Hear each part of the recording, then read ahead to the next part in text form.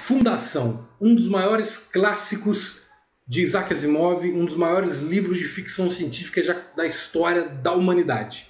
É sobre ele que nós vamos falar hoje, no Sem Pauta e Sem Roteiro. Pessoal, Fundação é uma série, uma trilogia muito interessante de Isaac Asimov que vai falar sobre o Império Galáctico, tá? E o declínio e a estruturação desse lugar chamado Fundação.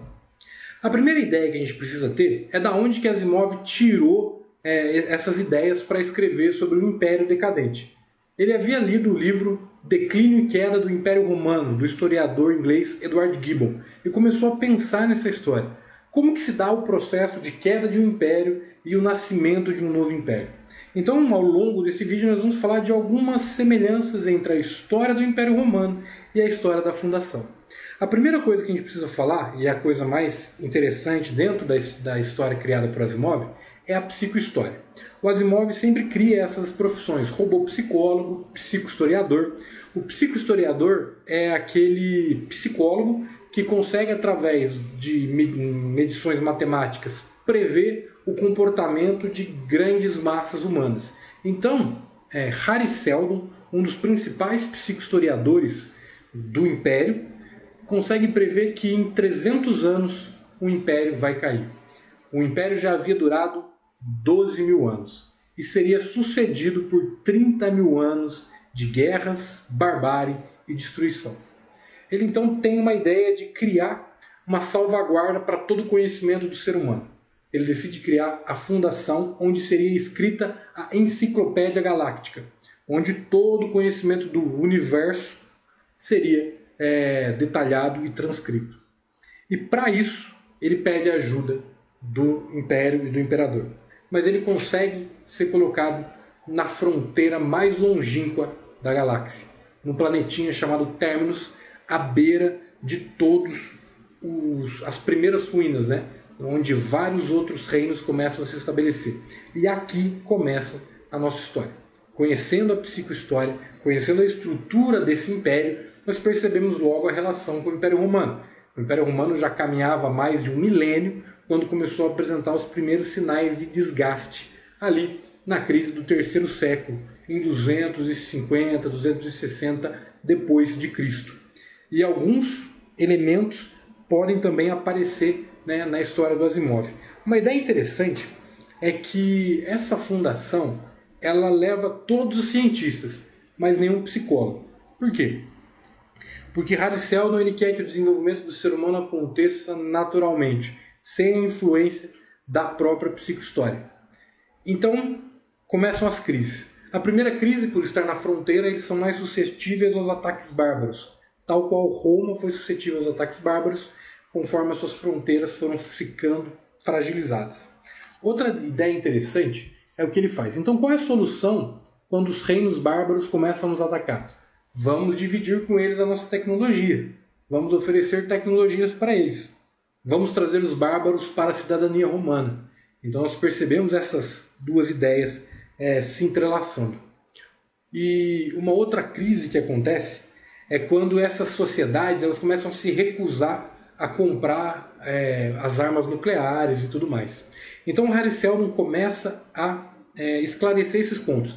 Detalhe, a história ela vai dando saltos temporais. Então o Hari Seldon, que é um idoso no começo da história, ele já não está presente quando essas crises vão acontecendo.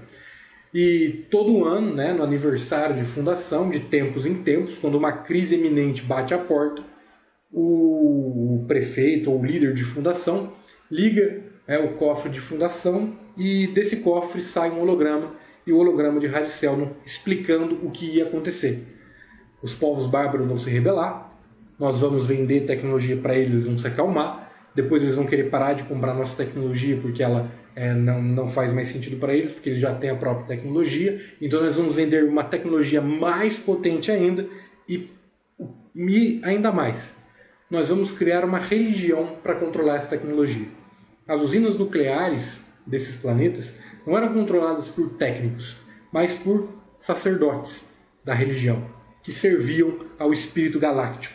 Todas essas ideias, né, são interessantes para a gente pensar. Assim como o Harry Seldon e a Fundação se apropriam do conceito da religião, Roma também abraça o cristianismo crescente para manter a estabilidade do Império. E é o que vai possibilitar, ao longo da história, que, embora o Império Romano do Ocidente caia, ele permaneça vivo no Oriente.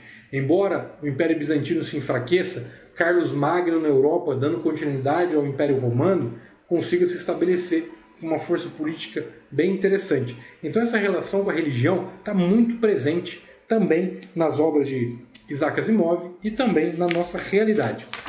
Outra ideia de pensar, né, é a forma como se impõe, né, a religião galáctica e tudo mais. Você estabelece poderes, você concede tecnologia que dá poderes a reis, poderes quase místicos, né, a imperadores, a reis, a guerreiros e tudo mais. Então, em dado momento, esses reis se sentem poderosos demais e tentam atacar a Fundação. Você desliga a tecnologia. Você consegue, né, dominá-los porque você é um sacerdote que desliga a tecnologia. Então você tem poderes divinos. Então isso é muito interessante na Fundação. E desse modo, Harry Seldon e a psicohistória conseguem determinar todo o trajeto de Fundação no primeiro livro. O segundo livro, Fundação e Império, mostra a decadência total, né, do Império. No caso, nós podemos associar ao Império Romano, principalmente no quesito que é o seguinte: um dos generais do Império, Bel Riose, é um general que começa a atacar a Fundação, atacar os lugares, porque ele quer dominar a Fundação. Só que o que acontece? O imperador chama ele de volta, porque ele está ganhando muito poder. Isso acontecia comumente em Roma, né? Os imperadores eram depostos e mortos pela própria guarda pretoriana, pelos generais.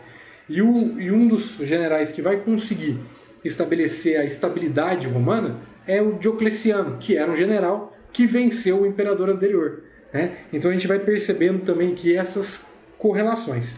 Mas no segundo livro, Fundação e Império, nós temos um novo personagem, o Mulo. E quem é o Mulo? Ninguém sabe quem é esse personagem. Ninguém sabe o porquê que ele consegue conquistar os planetas tão rápido. Ninguém sabe porque ele consegue conquistar os lugares com tanta facilidade.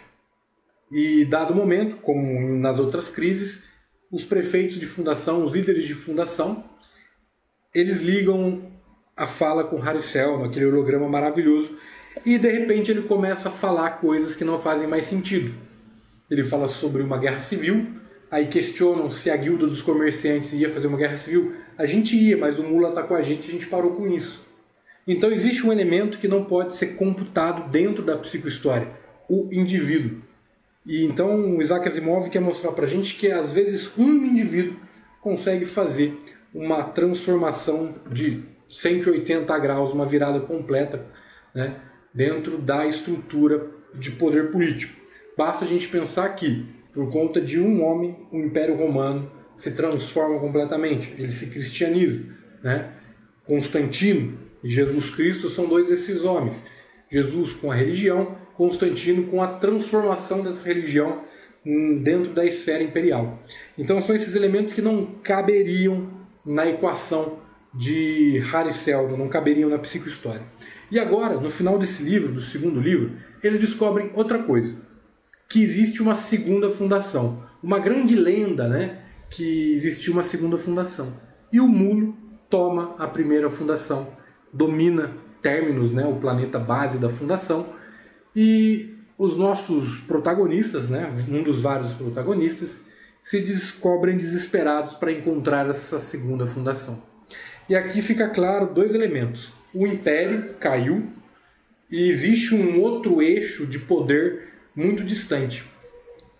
E é muito interessante como nós podemos estabelecer isso. E agora a relação com o Império Romano vai ficar muito mais intensa. Porque o Mulo é vencido pelas forças que vêm dessa segunda fundação. Por que o Mulo é tão capaz de interferir na vida da galáxia? Porque o Mulo é um mutante. Ele tem poderes mentais. Ele consegue controlar a emoção das pessoas. Então as pessoas se rendem, elas são devotadas a eles. Então ele consegue esse domínio. A segunda fundação também é baseada nesses poderes mentais. E eles conseguem vencer o Mulo por conta disso. Com o passar do tempo, eles vão modificando os seres humanos existentes nos outros planetas. e eles vão ficando cada vez mais mentálicos, né? Dominando as artes da telepatia e tudo mais. E uma das personagens ao longo do livro vai dizer onde está a segunda fundação. Porque aquele grupo de pensadores que venceu o muro não era a segunda fundação. Eles eram alguns dos cientistas que estavam na segunda fundação. Então ela diz uma frase muito interessante: o ciclo nunca termina. As coisas estão onde elas começaram, né? E então eles vão estudando e descobrem que a segunda fundação está no planeta que era a capital do Império Galáctico, Trantor. Então você sai do Império e volta para o Império. Você sai do Império Romano, o cristianismo domina o Império Romano, cresce no Império Romano do Oriente, volta para o Império Romano do Ocidente, se estabelece com sua sede em Roma, a capital do Império, domina a Europa com Carlos Magno, se estabelece como a principal religião da Europa, né? Tem sua grande opositora no Islã, na Idade Média, esse conflito constante que vai acontecendo, é inclusive um dos conflitos que acontecem com a segunda fundação, né? Então você tem esses elementos dentro da história de fundação e na história, né, romana, né, e europeia, por assim dizer. Porque nós podemos dizer que o Império Romano caiu em 476, o Império Romano do Ocidente.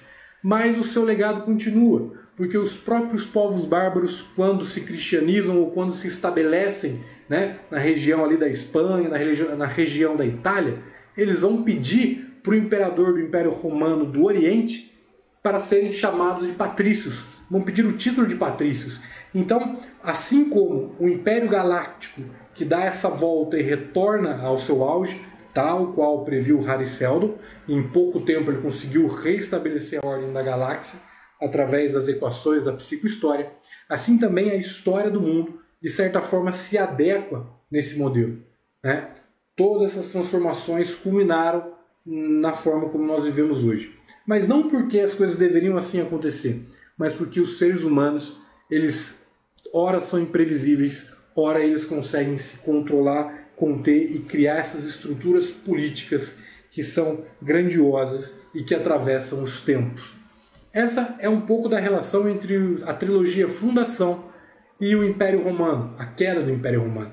Se você quiser saber um pouco mais, dê uma olhada nos livros Fundação, Fundação e Império, Segunda Fundação e no livro do Eduardo Gibbon, Declínio e Queda do Império Romano. Tenho certeza que você vai conseguir fazer essas relações. Agora, no final do vídeo, né? Fico feliz que vocês tenham nos acompanhado até aqui. Não esqueça de dar seu like aí, dá uma força pra gente, curte, compartilha, comenta com seus amigos e seguimos aí. Até a próxima, pessoal, aqui no Sem Pauta e Sem Roteiro.